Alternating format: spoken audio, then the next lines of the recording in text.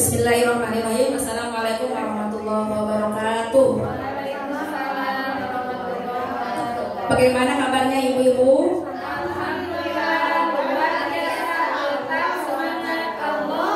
Terima kasih, mudah-mudahan semuanya ibu-ibu dalam keadaan sehat. Ibu-ibu semuanya, alhamdulillah hari ini saya bisa bertemu dengan ibu-ibu karena pada hari ini saya akan menyebarkan pemahaman saya setelah saya mengikuti pelatihan dan memahami materi tentang budaya positif. Dan sebelumnya saya bukannya hari ini sudah pintar atau sudah lebih jauh pengetahuannya daripada ibu-ibu, akan tetapi dalam hal ini kita sama-sama belajar dan mudah-mudahan apa yang saya sampaikan untuk penyebaran ilmu bisa bermanfaat untuk ibu-ibu.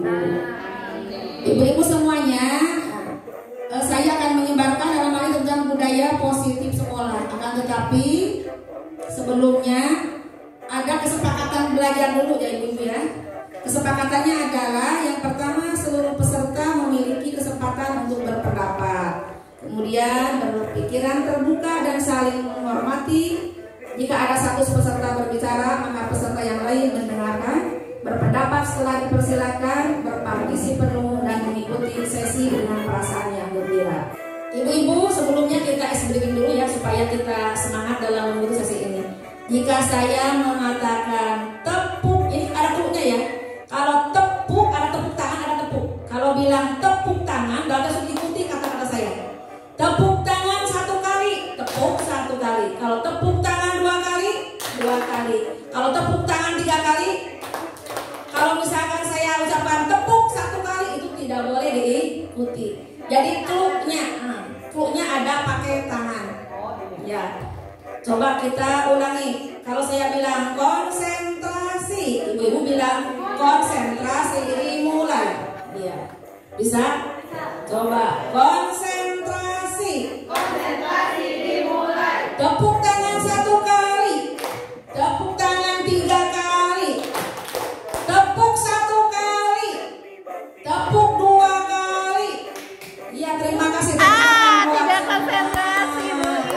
Berarti ya kelihatannya udah bisa konsentrasi kepada sesi ini. Ibu-ibu semuanya, kita lanjutkan. Ini tentang tujuan pendidikan, tentang pendidikan Ki Hajar Dewantara. Bapak Ibu juga sudah memahaminya bahwa tujuan pendidikan menurut filosofis Ki Hajar Dewantara itu adalah menuntun semua kodrat yang ada pada anak, sehingga mereka mencapai keselamatan dan kebahagiaan yang setinggi-tingginya, baik sebagai manusia maupun sebagai anggota masyarakat. Artinya kita sebagai pendidik itu adalah harus menghamba kepada murid. Pendidikan harus berpihak pada murid sesuai dengan minat dan bakat kemampuan murid. Kita lanjut saja ya ibu-ibu, kita kepada ini, perhatikan Bapak Ibu. Di sini ada gambar apa Bu? Gajah. Gajah sedang apa? Diikat. Ikatnya lebih kecil dari badan gajah atau oleh pancuh atau apa sih ini ya, kayu yang kecil. Padahal nggak perlu ya. Kalau dilihat dari gambar ini, gajah yang begitu besar, kenapa perlu diikat dengan yang seperti itu? Padahal kalau badan besar tinggal disepak, udah aja gitu kan ya. Coba sekarang mau pendapat dari Ibu ini, menurut Ibu ini bagaimana kaitan dengan pendidikan? Menurut saya, Bu Teni melihat di gambar itu bahwa gajah diikat atau dirantai dengan rantai yang lebih kecil menggambarkan paradigma pendidikan di kita. Anak itu seolah-olah diikat, tidak bebas berekspresi dan tidak bisa mengemukakan pendapatnya atau tidak bisa bergerak lebih bebas. Itu menurut saya. Ya, terima kasih Ibu Iis dan Ibu ini ya. Ibu sama Bu ini sudah bagus dalam menyampaikan pendapatnya dari gambar yang tadi. Tepuk tangan dulu ya, dan kita bikin moto wow ya.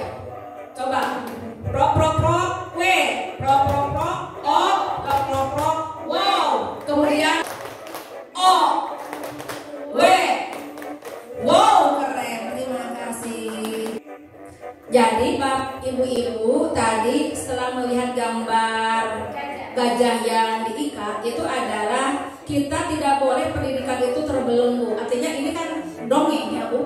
Dongeng itu adalah dulu seekor gajah yang diikat oleh yang kecil juga, dia tetap tidak bisa melangkahkan, tidak bisa bergerak secara bebas.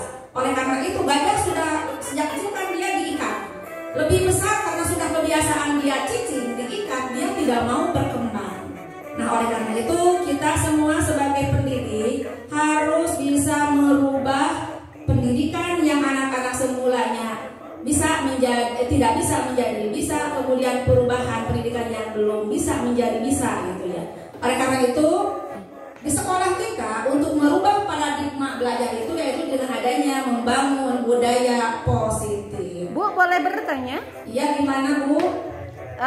Berarti apa sih namanya, kalau kan dulu masuk kelas itu masuk ke kelas sidakap diam, berarti itu tidak berlaku lagi itu? Oh, tetap berlaku. Kalau itu kan penanaman disiplin. Hanya dalam berpikirnya, anak tidak boleh kalau menurut gurunya A, ikuti A. Tetapi anak itu diberi kebebasan. Kalau menurut ibu gurunya A, silakan anak-anak juga bisa mencari informasi yang lebih luas lagi. Tapi kalau penanaman disiplin, anak-anak harus duduk yang rapi, itu bagus. Bukan untuk membelenggu anak supaya tidak bebas. Itu ya. Ya lanjut nanti ya. Karena ini masih banyak materinya. Ya nanti. Ibu-ibu, nah ini bagaimana dengan budaya positif itu? Budaya positif itu artinya nilai-nilai atau keyakinan dan kebiasaan di sekolah yang berpihak pada murid agar murid dapat berkembang menjadi pribadi yang kritis, penuh hormat dan bertanggung jawab. Nah Bapak Ibu, coba Bapak Ibu kalau di sekolah kita budaya positif yang manakah yang tetap harus dipertahankan? Maka Ibu Herni tadi mau mengeluarkan pendapat kepada Ibu Herni. Jadi budaya positif yang sekolah itu yang masih kita harus dipertahankan itu seperti apa? Baik, terima kasih Bu Teni atas kesempatannya. Assalamualaikum warahmatullahi wabarakatuh. Izin menjawab dari pertanyaan Bu Teni, Ibu saya duluan. Tadi budaya positif di kita yang perlu dipertahankan, pertama 3S, senyum, sapa, salam ketika datang ke sekolah itu sudah bagus ya, itu pembiasaan yang positif, anak-anak bersalaman dan kita sebagai guru menyambut mereka. Kemudian yang kedua dengan pembiasaan-pembiasaan yang sering kita lakukan setiap harinya, diantaranya ya, upacara bendera di hari Senin, Selasa literasi, Rabu SRA, kemudian Kamis juga pembacaan Asmaul Husna juga itu termasuk pembiasaan atau budaya positif.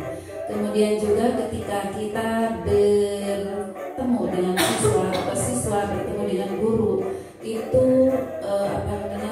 siswa itu sudah terbiasa mereka menyapa, kemudian memberikan senyuman dan bersalaman dengan kita, itu juga termasuk budaya positif. Dan banyak lagi, ada pembacaan kitab kuning juga itu termasuk budaya positif gitu ya. Mungkin itu Bu Teni, tapi aku mah tadi yang mau bertanya bukan ini. Apa Bu? Apa? Boleh. Kalau itu saya jawab, kalau tidak bisa kita bersama. Nggak sulit kok Bu, jangan takut ya. Cuman aku tadi protesnya, kenapa filosofi menggunakan filosofi gajah yang diikat, tidak kebo yang diikat? Karena kebo itu kan besar ya, sama anak kecil. Ketika dituntun, dia itu ngikut sama anak kecil ya. Dia itu turun sama anak kecil. Jadi saya itu mengapa menggunakan filosofi gajah tidak kebo gitu ya itu.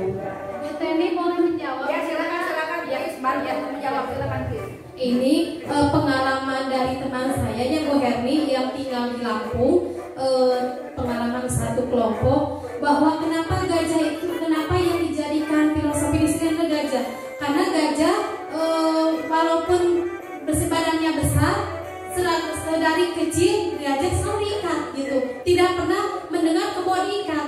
Udah kebiasaan di Lampung yang banyak gajahnya, bahwa dari dia kecil selalu diikat agar tidak kemana-mana dan sampai besar pun tidak kemana-mana gitu. Jadi pengalaman dari di Indonesia di Kuadrat Alam di Lampung, bahwa yang diikat itu gajah. Jadi di sini filosofinya itu gajah. Seperti itu yang saya tahu.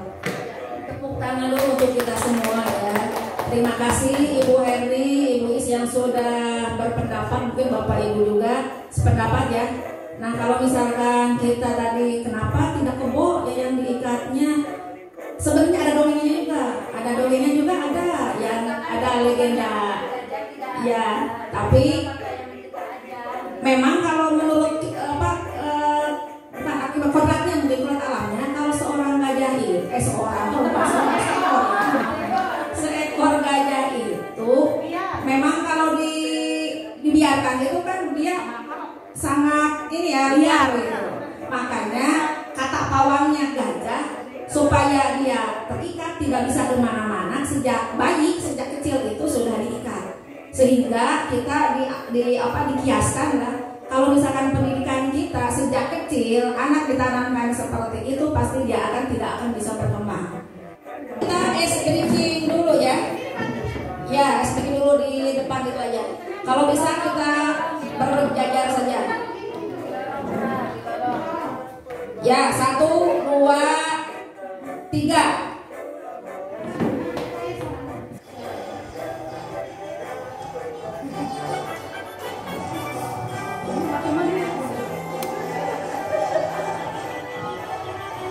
Tangan diputar-putar,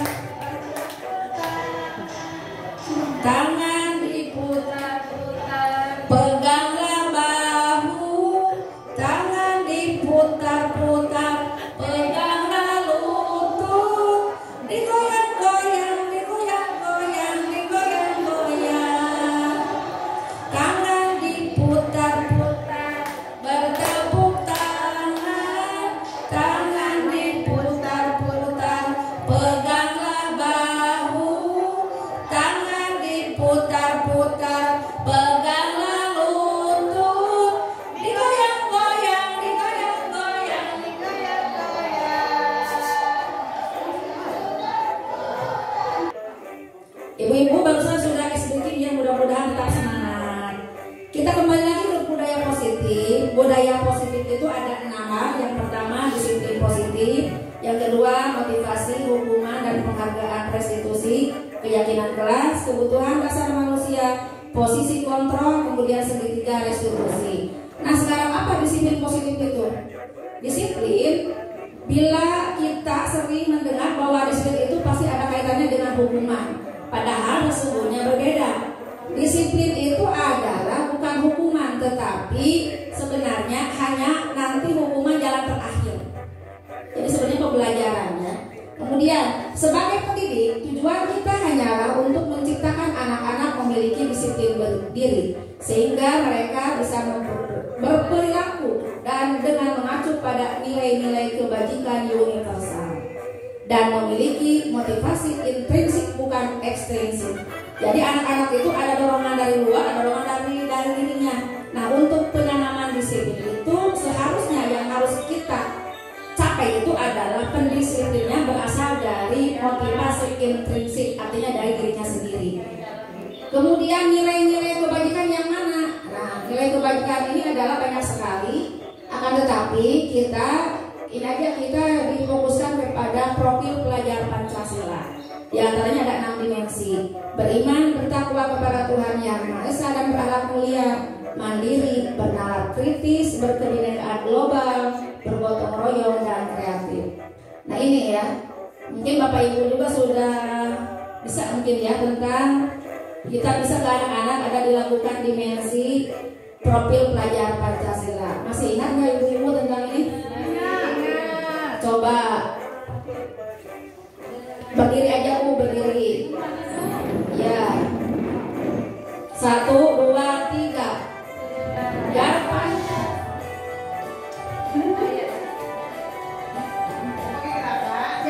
belajar Pancasila, beriman dan bertakwa pada Tuhan Yang Esa dan berakhlak mulia, berkebinekaan global, gotong royong mandiri, kreatif dan bernalar kritis. Belajar Pancasila, beriman dan bertakwa pada Tuhan Yang Esa dan berakhlak mulia, berkebinekaan global, gotong royong mandiri, kreatif dan bernalar tinggi.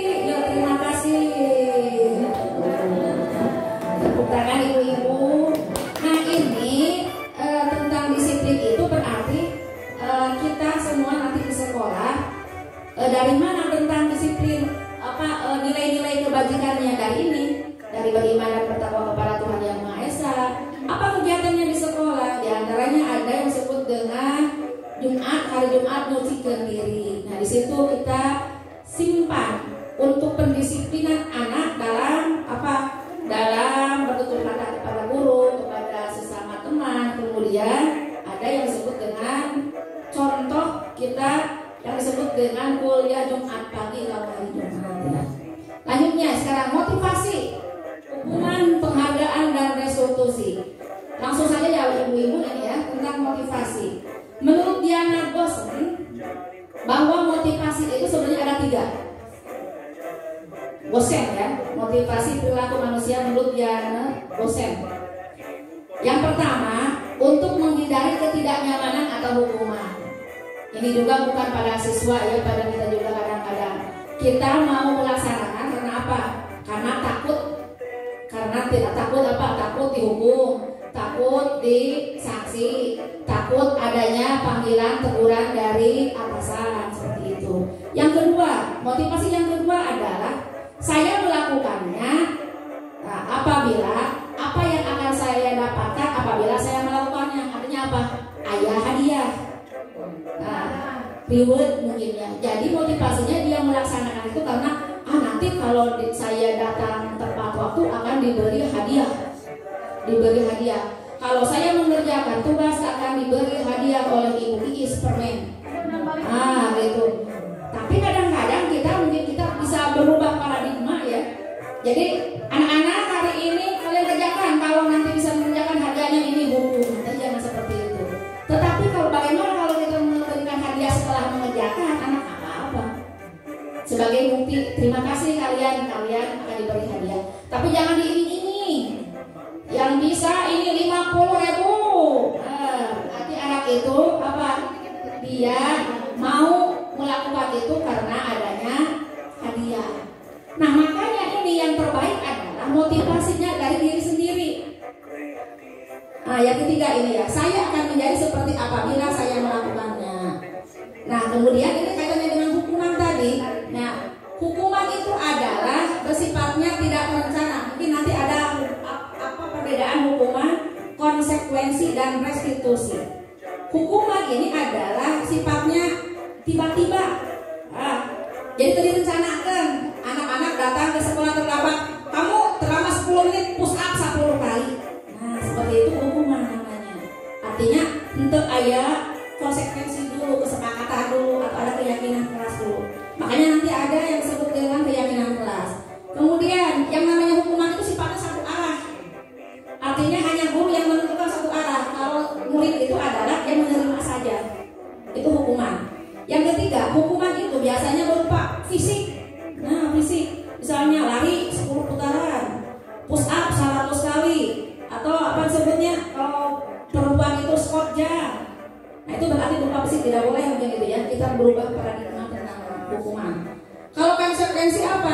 Kalau konsekuensi itu adalah disiplin dalam bentuk konsekuensi sudah terencana atau sudah disepakati, sudah dibahas, harus dijauhi oleh kita dulu. Artinya begini anak-anak, hari ini kita belajar sesuai dengan kesepakatan kita. Bagaimana kalau besok misalkan tidak datang tepat waktu 5 menit atau 10 menit, bagaimana kalau konsekuensinya kalau terlambat, nanti yang terlambat membersihkan kelas misalkan atau membuang sampah yang di kelas masih banyak. Itu disebut konsekuensi, artinya ada dua arah, posisi dua arah antara guru dengan murid. Kalau restitusi, apa nih restitusi? Proses menciptakan kondisi bagi murid untuk memperbaiki kesalahan mereka. Artinya ini ada dialog antara murid dengan guru. Makanya ini perbedaannya ya, bisa dilihat. Apa perbedaannya antara hukuman, konsekuensi dan restitusi? Ini aja yang ketiga ya. Korban mendapatkan keadilan. Kalau hukuman, kalau konsekuensi korban bisa diabaikan, dan restitusi korban mendapatkan ganti. Ini aja yang keempat ya. Murid atau anak akan tersakiti kalau hukuman. Kalau konsekuensi murid anak dibuat tidak nyaman. Jadi misalnya kalau konsekuensinya sekarang harus mencatat 100 balikan, itu jadi anak tidak nyaman. Tetapi kalau restitusi, murid akan mendapatkan penguatan. Nah, coba Bapak Ibu, Bapak atau Ibu ya, lihat di sini. Contoh di sini, apakah menurut ibu semuanya, apakah ini konsekuensi atau hukuman? Ini contoh nomor yang pertama ya.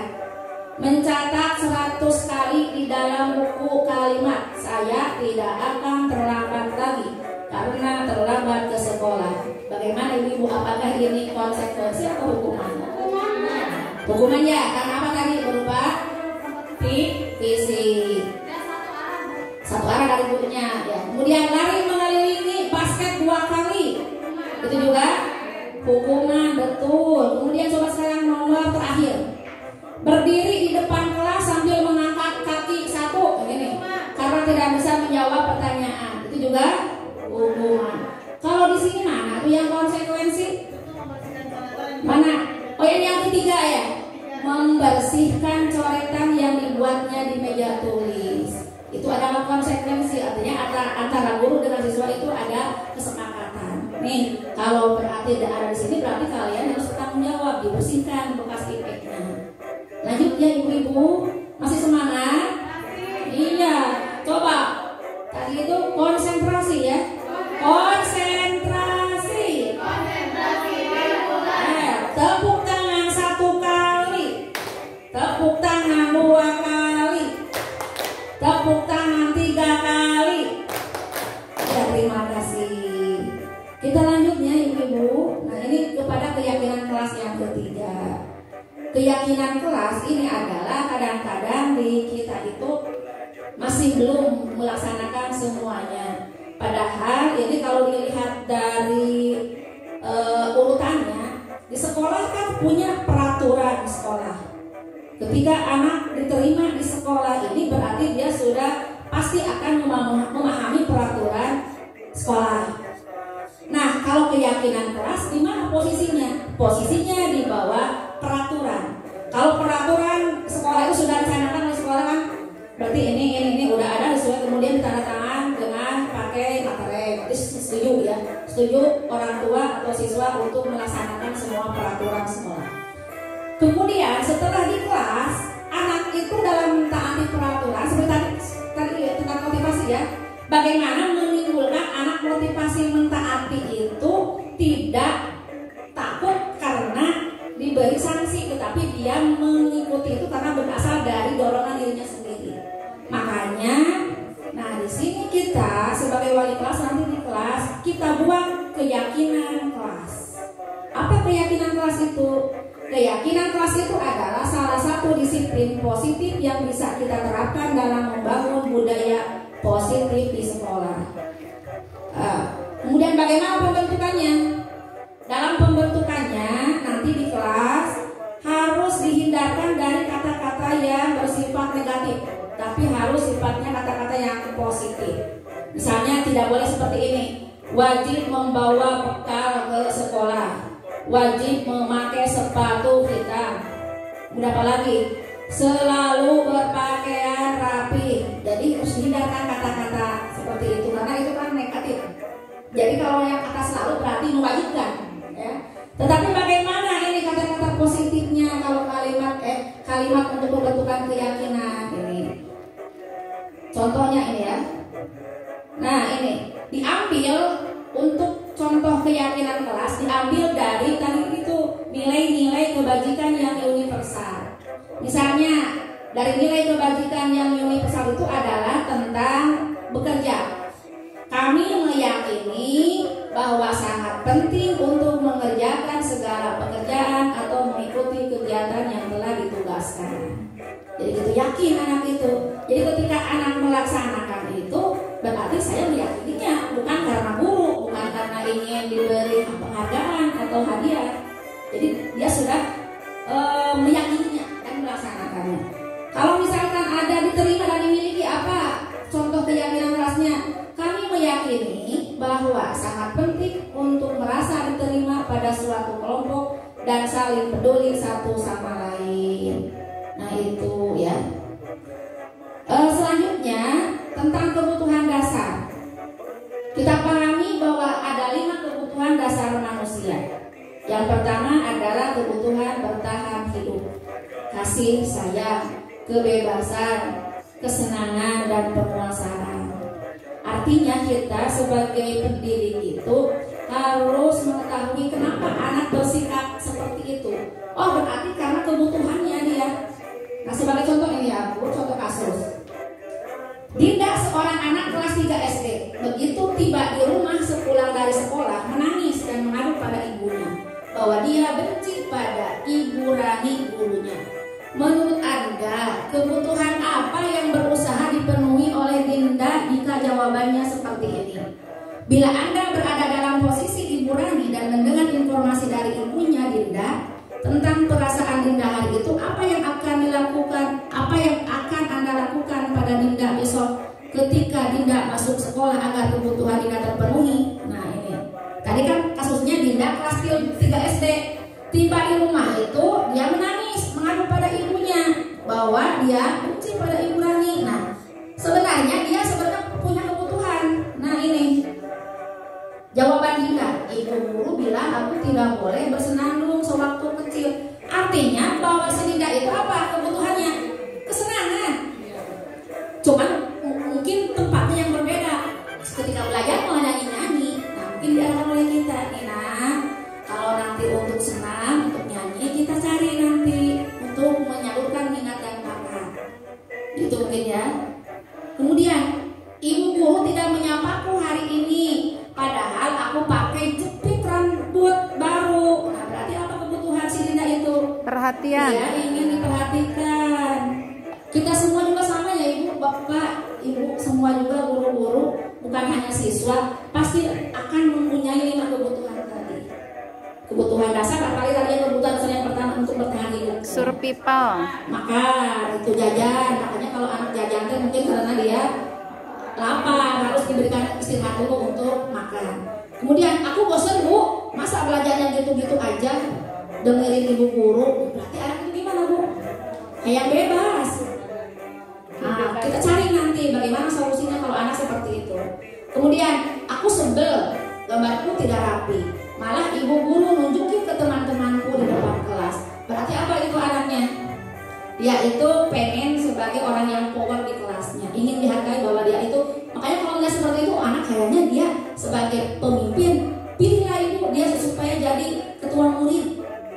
Karena dia biasanya sok ngatur.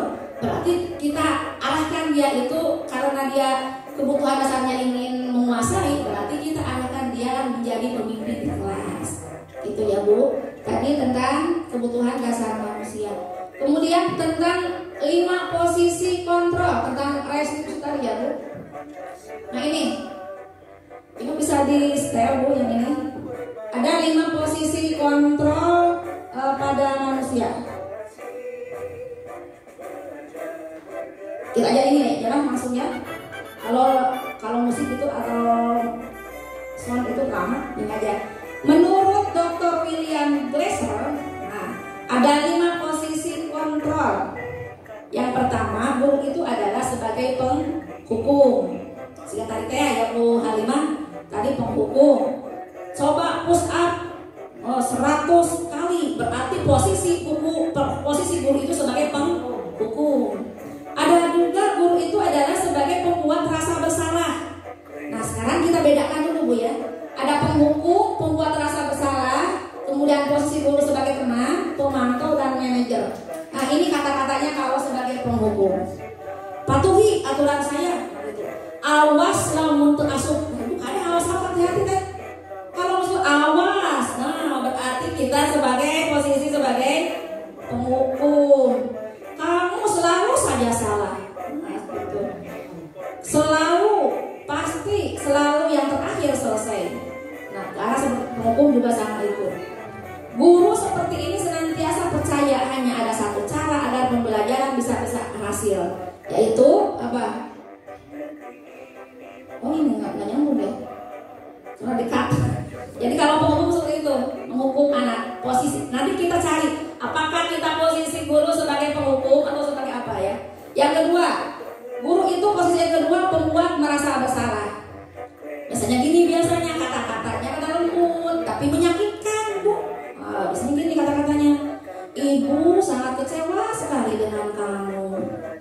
kata-kata nama lembut, tapi dia membuat anak itu merasa bersalah. Berapa kali Bapak harus memberitahu kamu ya? Jadi bahasanya enggak kayak pemukul atau push up gitu kan bedanya. Kalau membuat merasa bersalah seperti itu. Bagaimana coba kalau orang tua kamu tahu kamu berbuat seperti ini di sekolah? Nah, itu membuat merasa bersalah. Yang ketiga, posisi guru itu adalah sebagai teman. Kalau teman itu biasanya gimana yang fair ya kata-katanya. Ayo bantulah dia Bapak ya. Nah, kadang-kadang kita juga guru serba bingung ya, apakah kita nanti sebagai penghukum, sebagai rasa bersalah, sebagai teman. Kadang-kadang anak itu pengen diajak teman. Seperti di kegiatan paskibra ya, anak-anak sini ayo, sampai batasan anak dengan guru itu tidak oleh gurunya di kadang-kadang jajanan. Anak-anak zaman sekarang jadi berani, Pak, aku jajanan bakso atau Pak. Kadang-kadang guru mikir ini gimana ya anak supaya dia menuruti kata-katanya. Akhirnya hai orang jajan. Artinya dia juga memposisikan sebagai teman. Tetapi apakah ini nanti bagus atau tidak? Itu ya sebagai teman. Ayo ingat, tidak bantuan Bapak selama ini. Gitu. Ya sudah, kali ini tidak apa-apa. Nanti Ibu bantu bereskan. Ini sebagai teman. Kalau pemantau bagaimana nih? Posisi sebagai pemantau. Peraturan apa yang kamu yakini di kelas, misalnya gitu. Kemudian apa yang telah kamu lakukan dan sanksi apa atau sanksi apa itu. Dan yang terakhir ini adalah ini yang kita idam-idamkan mungkin ya. Kita adalah posisi guru sebagai manajer. Manajer itu adalah guru berbuat sesuatu bersama dengan murid, kemudian murid mempertanggungjawabkan perilakunya. Marilah kita lihat ini ya Bu, tentang kata-kata manajer. Apa yang kita yakini? Apakah kamu meyakininya? Jadi artinya ada dialog antara murid dengan gurunya, sehingga guru memberikan keluasan. Kalau misalkan tidak melaksanakan, apa yang harus kamu lakukan untuk memperbaiki kesalahan? Jadi adanya dialog ya. Nah kemudian sekarang segitiga restitusi. Segitiga restitusi ini adalah tadi ada kaitannya dengan posisi 5 posisi kontrol ya. Ada 3 tahapan segitiga restitusi. Yang pertama menstabilkan identitas, kemudian yang kedua validasi tindakan yang salah, ketiga menanyakan keyakinan. Nah ini ketika menstabilkan identitas. Yang pertama ini ya, contoh untuk menstabilkan identitas. Apa-apa nak, berbuat salah itu tidak apa-apa. Itu. Jadi anak kalau misalkan sekarang contohnya anak kesiangan, ya ibu juga tahu yang namanya manusiawi pasti ada kesalahannya. Jadi harus menstabilkan dulu anak, jangan satu pulang kesiangan, di mana rumahnya? Jam berapa di rumah? Naik malam. Gitu seperti itu ya Ibu. Kita akan sekarang mencoba untuk merubah kali paradigma kita sebagai guru ya. Kemudian ada lagi kata-kata untuk menstabilkan identitas. Tidak apa-apa, manusia adalah yang ada, manusia bukan seperti manusia yang sempurna. Mari kita bisa menyelesaikan masalah ini. Ada videonya Ibu. Videonya ini ya, boleh ya video tentang cara segitiga restitusi.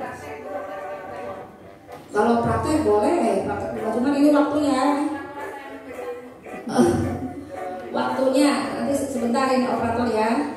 Ini contoh. Ini sebagai nanti ada ini ada.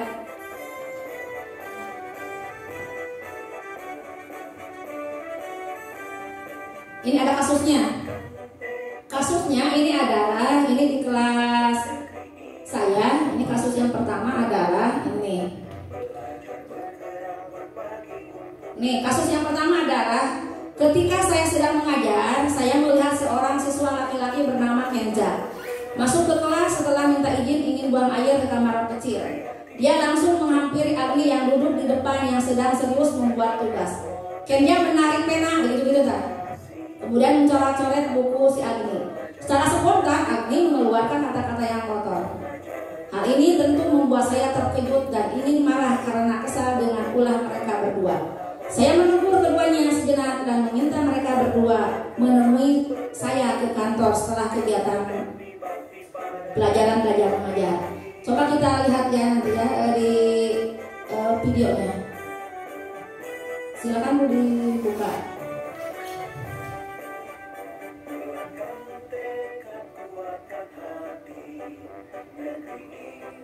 Nah ini.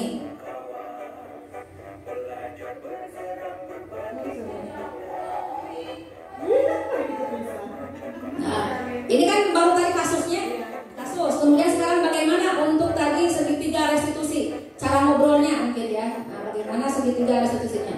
Tadi yang pertama kan menstabilkan dulu. Nah, ini.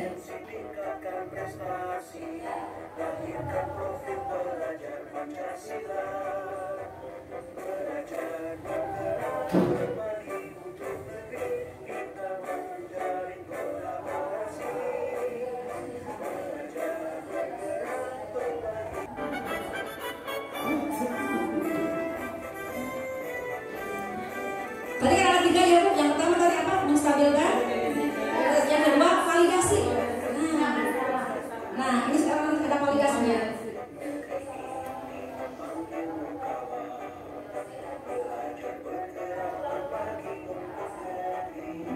Ini validasi.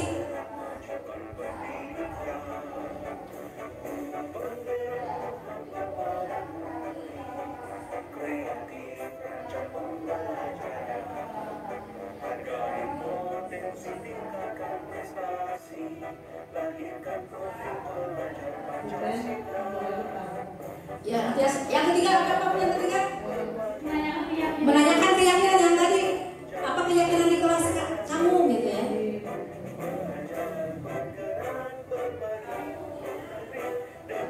Tak ini keyakinan.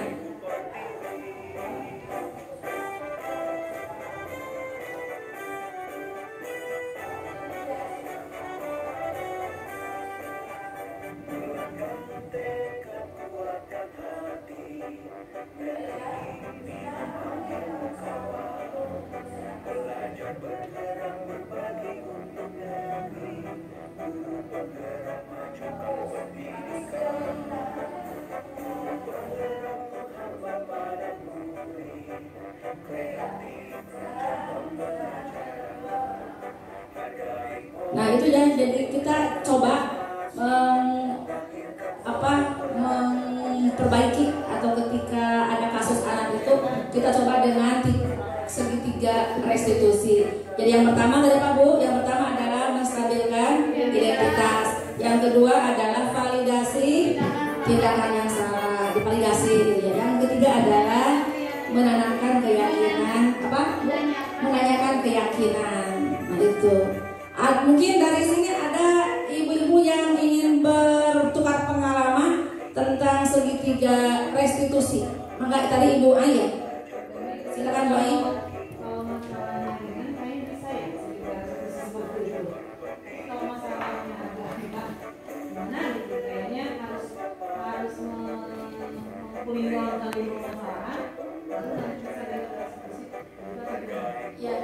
Kalau misalnya kasus anak itu bisa ditangani secara segitiga restitusi itu selesai, maka bagus seperti itu. Tapi kalau misalkan anak kalau sudah memakai narkoba, kemudian kaitannya dengan orang luar atau misalnya disebutnya berani mati apa sebetulnya itu ABM, itu sudah di luar batas. Itu langsung biasanya sesuai dengan peraturan sekolah. Kalau yang hal-hal yang kecil 1 kali, 2 kali, 3 kali karena kasusnya lebih besar, maka itu langsung bukan keyakinan kelas lagi, tetapi kepada peraturan kelas. Jadi dari keyakinan kelas seperti ini Bu ya, peraturan kelas kemudian menyebar ke keyakinan kelas, kemudian menyebar disebutnya lingkungan positif di sekolah, dan akhirnya timbul menjadi budaya positif sekolah.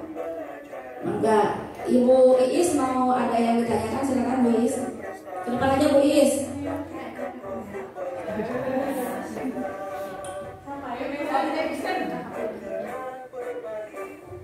Bu Teni mau bertanya tentang restitusi, segitiga restitusi. jika ada suatu masalah anak bertengkar di lapangan, kemudian anak itu terlanjur ada yang menonton, saking amarahnya anak itu tidak mau dibawa ke dalam ruangan untuk ada tindakan paling restitusi itu. Nah, apakah restitusi di luar ruangan bisa terjadi dan apakah itu lebih efektif daripada di dalam ruangan? Terima kasih Bu Teni.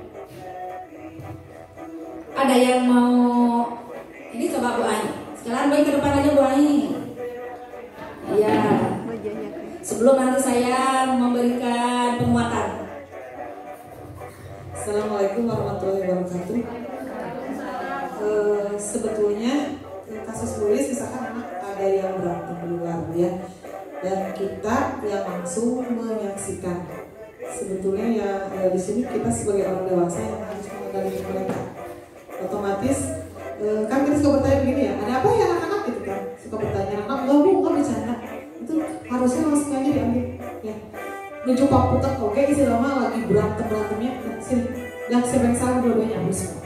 Jadi bagusnya anak-anak yang penonton dibubarkan, anak yang terlibat langsung diambil oleh kita. Ya, terus nanti di dalam ruangan juga kita kasih waktu dulu mereka untuk memvalidasi kesalahan, terus jangan langsung dipok-pok pertanyaan, jangan, biarkan aja dulu. Silakan, sok diam dulu, minum dulu, tenangkan aja dulu. Nah nanti baru biarkan anak bercerita, jangan kita cut dulu. Jangan kita cut dulu ya. Pokoknya cooling down, nah nanti baru kita bisa melakukan restitusi itu yang saya pernah lakukan. Terima kasih. Assalamualaikum warahmatullahi wabarakatuh. Waalaikumsalam. Ada lagi Ibu Heri mau beri Payun, mau beri. Kita ini ya, tepuk tangan dulu buat Ibu Ani sama Ibu Ikis.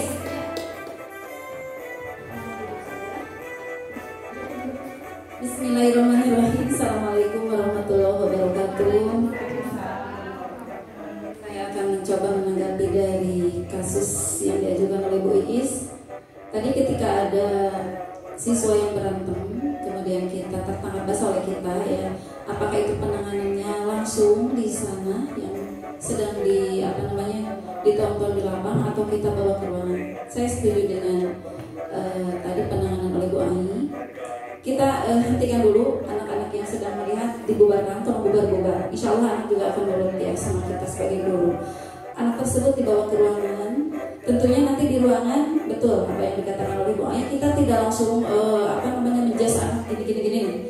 Kita harus bertanya dulu, tahu tidak kenapa kalian dibawa oleh ibu ke sini, gitu kan? Untuk yang pertama menstabilkan identitas. Ya. Ditanya dulu, nanti kan anak insya Allah, oh ini Bu misalnya, ini kita berikan kesempatan kepada dua-duanya untuk membukakan pendapatnya kenapa sampai terjadi saling papukat gitu kan, atau berantem seperti itu. Nah setelah ditanya, kalau misalnya si A yang duluan ke si B memukul, terus kita tanya kenapa si A memukul ke si B, kita kita tanya dulu gitu kan, tadi untuk itu ditanya dulu, oh gini. Nanti kita langsung kita tidak boleh menjudge juga terhadap si B yang menunjuk si A, gitu kan? Kalau memang alasannya logis itu memancing emosi ya, sehingga si B menunjuk si A, gitu kan? Kalau boleh kita Bapak juga pernah seperti itu, atau Ibu juga pernah seperti itu, atau itu hal yang wajar, gitu kan? Nah kita kasih kita kasih kayak semacam pengarahan antara si A dengan si B. Meskipun nanti di akhirnya kita harus minta maaf seperti tadi yang ada dalam video Bu Teni. Tapi tadi yang saya perhatikan di dalam video Bu Teni itu tidak ada tindak lanjut ya. Dan keyakinan kelasnya tadi yang telah dipaparkan oleh Bu Teni sepertinya belum ada contoh untuk keyakinan kelas. Dan untuk keyakinan kelas itu memang tidak permanen sifatnya. Dan jangan banyak-banyak. Dalam satu keyakinan kelas paling banyak bolehlah antara 4 poin atau 5 poin supaya anak itu bisa menghafal, bisa tahu, bisa hafal. Ketika Bu Teni bertanya, masih ingat gak tentang keyakinan kelas yang telah kita buat misalnya, sementara Bu Teni itu telah membuat bahwa kita harus menghormati sesama gitu, sementara tadi menonjok gitu kan. Nah kita masih ingat gak tentang keyakinan telah kita buat. Dan keyakinan kelas itu bukan dari peraturan kelas, tapi kesepakatan kelas. Ya, yang saya tahu itu. Tapi nggak tahu kalau memang ada perubahan seperti tadi yang Pak Pitra katakan. Karena katakanlah peraturan itu tidak permanen, tapi sifatnya dinamis, selalu ada perubahan. Tapi nggak tahu kalau misalnya yang sekarang ada perubahan. Yang saya tahu ketika saya mengikuti pendidikan guru penggerak, memang seperti itu. Jadi istilahnya itu bukan peraturan kelas, tapi kesepakatan kelas. Itu Bu.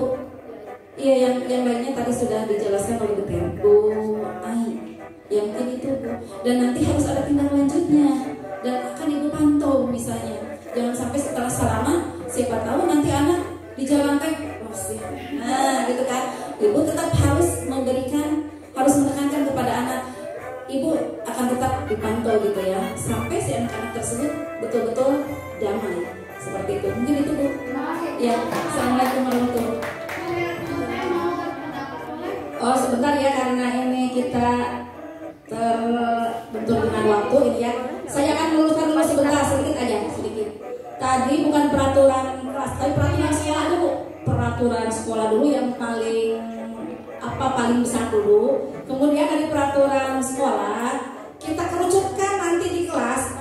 Anak-anak itu tahu nggak peraturan sekolah? Nah, dari peraturan sekolah itu anak-anak harus membuat keyakinan dirinya. Ketika misalkan di sekolah harus tepat waktu. Nah, artinya anak-anak harus meyakini.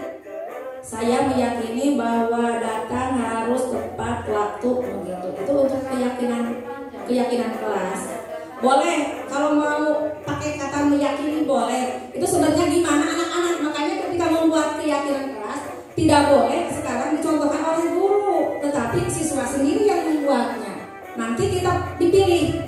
Nah, dari 30 orang di mana yang mau dipakai. Nah, setelah itu bagaimana kalau ini kita keyakinan seperti ini? Oh iya Bu, setuju.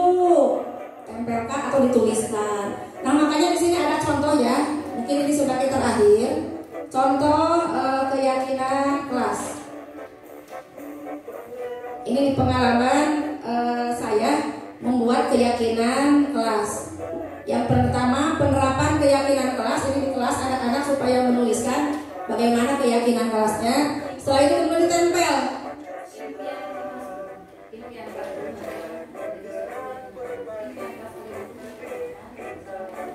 Oh iya, terima kasih ya. Setelah ini kemudian ditempelkan di depan tulis. Setelah itu nanti ditulis. Nih, ditulis.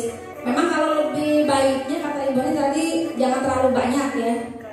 Jangan terlalu banyak. Tadi itu kan contoh dari modul yang panjang dari kami meyakini. Nah, makanya kalau saya dengan kelas 9D membuat keyakinan kelas itu adalah yang simpel. Nih, isinya datang sebelum berdoa sebelum atau sesudah belajar. Jadi anak pasti ingat. Itu. Kemudian ada lagi mengerjakan tugas sesuai dengan waktunya. Yang cuman jangan kita hindari dengan kata-kata yang tadi negatif. Dilarang membuang sampah di kelas. Tapi harus kata-kata yang positif. Menjaga kebersihan kelas, mungkin itu ya. Kalau tadi contoh tadi itu adalah dari modul. Nah ini, kemudian ini contoh tadi restitusi selesai ya.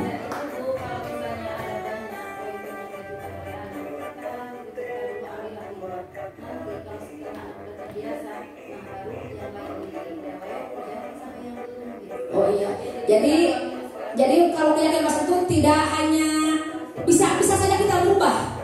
Misalkan 1 bulan kita ubah.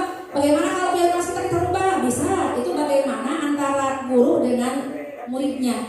Jadi bisa kita dirubah 1 bulan sekali atau 6 bulan sekali. Itu sesuai dengan kebutuhan dan keyakinan anak tersebut. Jadi artinya keyakinan kelas itu adalah harus timbul dari motivasi intrinsik. Tidak boleh kan akan ada 3 motivasi karena ingin dihargai oleh lain, karena ingin hadiah, karena takut ada sanksi. Tapi harus anak itu meyakini peraturan karena dirinya sendiri. Itu saja dari saya. Terima kasih Bapak Ibu semuanya.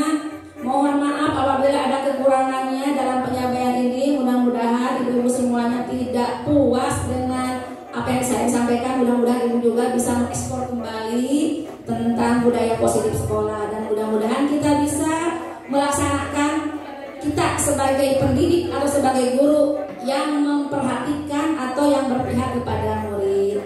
Terima kasih. Assalamualaikum warahmatullahi wabarakatuh.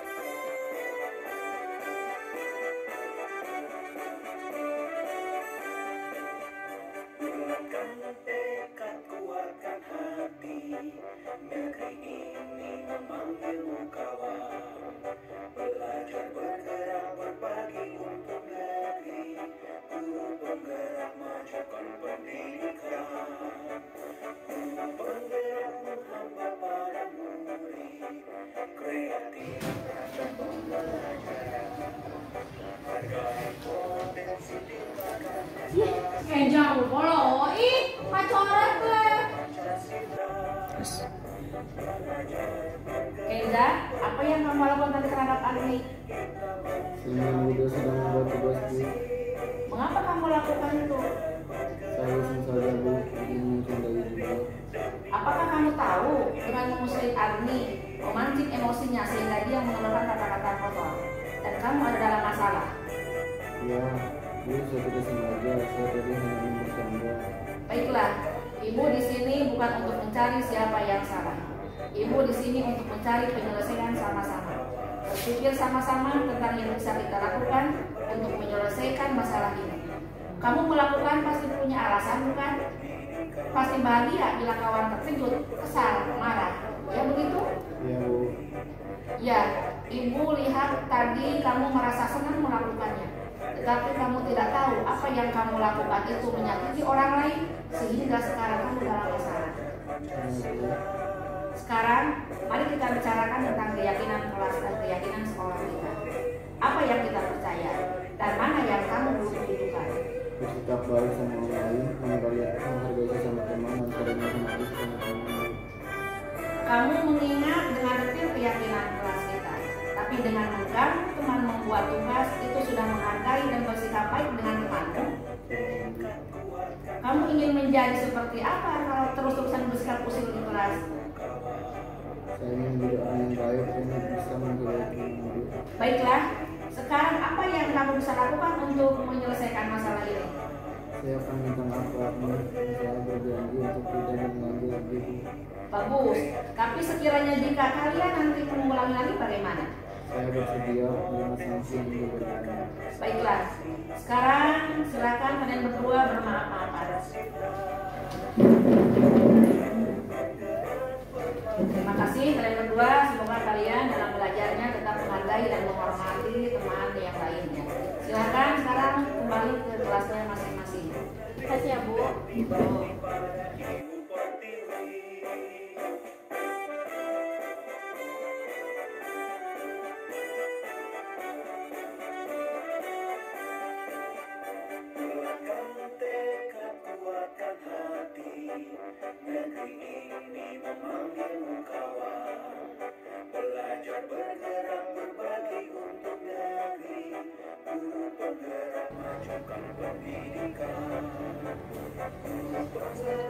Ya, selamat pagi. Silakan Dinda duduk.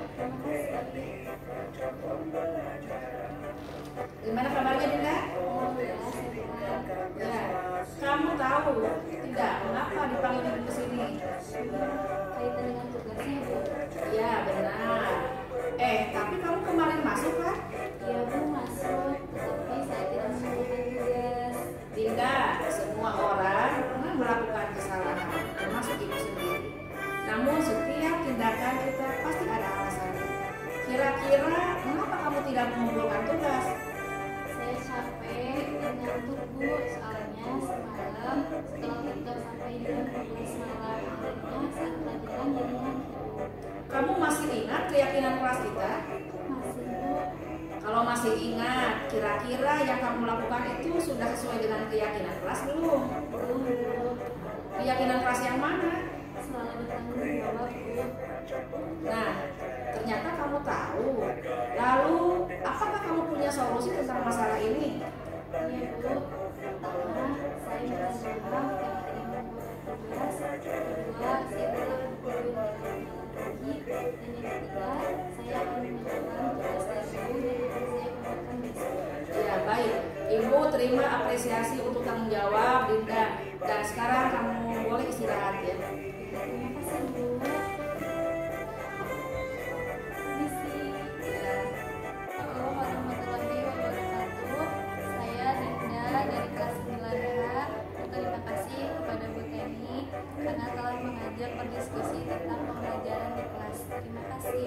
Wassalamualaikum